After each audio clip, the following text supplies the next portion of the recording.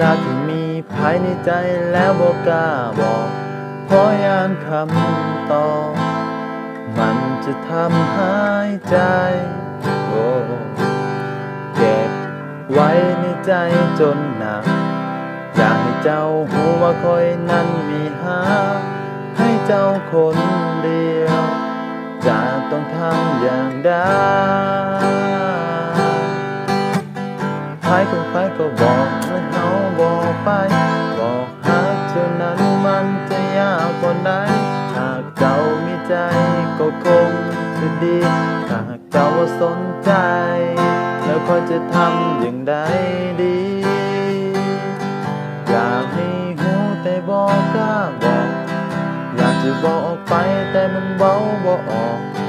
เพราะยานคำตอบจะบ่ตรง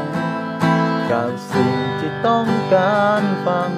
เลยต้องเก็บไว้ในใจแบบนี้ความอึดอัดใจมันเพิ่มขึ้นทุกทีบอกหากนั้นมันบ่ง่ายอย่างที่ไผเขาคิดกัน